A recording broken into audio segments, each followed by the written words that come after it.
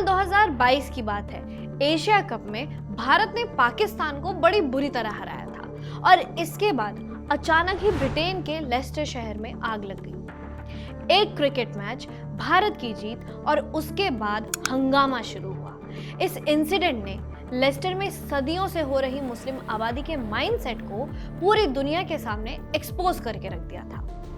दुनिया ने भी ये जाना कि एक ही किताब को पढ़ने वाले लोग, चाहे झारखंड में रह रहे हो या किसी गली में हो या फिर लेस्टर के चमकदार शहर में हो, उनकी दुश्मनी नॉन मुस्लिम से एक ही जैसी होती है। सितंबर 2022 में लेस्टर में हुए हिंदू विरोधी दंगों पर एक रिपोर्ट आई थी जिसमें ये साफ लिखा है कि ये सब अचानक भड़की हिंसा नहीं थी, बल्कि ये इस्लामी गिरोह की लेस्टर के हिंदुओं के खिलाफ एक संगठित साजिश थी। इसमें सोशल मीडिया इन्फ्लुएंसर्स का एक नेटवर्क भी शामिल था, जिनमें से कुछ का कनेक्शन आतंकवादियों से भी निकलकर आया हुआ था। ब्रिटेन का एक थिंक टैंक है हेनरी जैक्सन सोसाइटी के नाम से, जिसकी रिसर्चर शार्लेट लिटिलवुड ने अपनी रिपोर्ट में लिखा कि हिंदुओं को बदनाम करने के लिए हिंदुत्व एक्सट्रीमिज्म का एक फेक नैरेटिव गढ़ा गया था।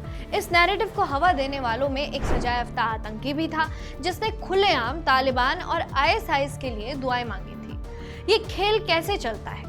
पहले फर्जी तस्वीरें, झूठे आरोप और फिर वही बातें मेन स्ट्रीम मीडिया और कुछ राजनीतिक चेहरों द्वारा दोहराई जाती है। नतीजा क्या होता है?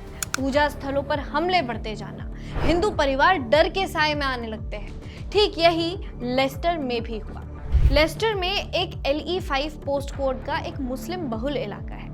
वहां अगर कोई हिंदू परिवार अपना त्योहार मनाता है तो हिंदुओं का त्योहार मनाना भी मुस्लिमों के लिए भड़काऊ बता दिया जाता है। सितंबर 2022 में जब एक हिंदू नागरिक ने अपनी सुरक्षा के लिए हिंदू सेफ्टी मार्च निकाली थी तो उसके हाथ में तलवार की फोटो एडिट करके वायरल कर दी गई और उसे संघ का आतंकी घोषित कर दिया गया था। इतिहास हमें बताता है कि लेस्टर का ये पैटर्न कोई नया नहीं है।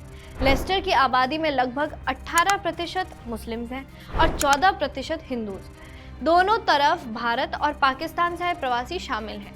यहाँ तक कि इतिहास ये बताता है कि ब्रिटेन का सबसे डाइवर्स और मल्टीकल्चरल शहर है लेस्टर, लेकिन इसमें डाइवर्सिटी की आड़ में छिपी हुई है कट्टरपंथी इस्लामी मानसिकता, जो बार बार हिंसा का चेहरा बन जाती है। 2022 के बाद आया 2023, 24 और अब 2025 आ चुका है। गणेश चतुर्थी के दिन लेस्टर में झांकी निकली थी जिसमें 2 कारों पर भगवा ध्वज लहराए जा रहे थे। वही भगवा जो हिंदू संस्कृति में शांति, बलिदान और सच्चाई का प्रतीक है। लेकिन मुस्लिम काउंसिल ऑफ ब्रिटेन MCB ने इसे अत्याचार और चरमपंथ का झंडा घोषित कर दिया और ये कहा कि ये हिंदुत्व एक्सट्रीमिज्म का प्रतीक है और प्रशासन ने तो तुरंत कार्रवाई भी शुरू कर दी थी। लेकिन इस बारी हिंदू समुदाय चुप नहीं रहा। हिंदू कम्युनिटी ऑर्गेनाइजेशंस ग्रुप यानी कि HCOG, जो वहाँ 40 से अधिक हिंदू संगठनों को रिप्रेजेंट करता है, उसने पुलिस में शिकायत दर्ज कराई। उनका कहना है कि MCB का बयान फैक्चुअली गलत, भड़काऊ है और ये हिंदू समुदाय का अपमान करता है। भगवा ध्वज को आतंकवाद से जोड़ना न सिर्फ धार्मिक स्वतंत्रता का अपमान है, बल्कि सीधे सीधे नफरत फैलाने की कोशिश। HCOG के कोऑर्डिनेटर ने साफ कहा है कि भगवा ध्वज हिंदू धर्म का पवित्र प्रतीक है। यह शांति, बलिदान, साहस और सत्य का ध्वज है। इसे चरमपंथ से जोड़ना धार्मिक स्वतंत्रता पर हमला है। आप सोचिए, क्या ये सिर्फ एक इत्तेफाक है? भारत दुनिया में नई शक्ति बनकर उभर रहा है, पुरानी महाशक्तियों को चुनौती दे रहा है।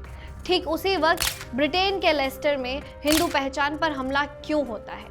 क्यों वही नैरेटिव फैलाया जा रहा है जो भारत में रामनवमी की झांकियों और शोभा यात्राओं पर पत्थरबाजी को जायज ठहराता है और कहा जाता है ये लोग मुस्लिम इलाके में आए ही क्यों? लेस्टर अब केवल एक ब्रिटेन का शहर नहीं रह गया है, वो उस वैश्विक लड़ाई का आईना बन गया है जिसमें हिंदुओं की सांस्कृतिक पहचान को बार बार आतंकवाद के रंग में रंगने की कोशिश की जाती है। 2022 की हिंसा हो या 2025 का भगवा विवाद, पैटर्न एक ही है।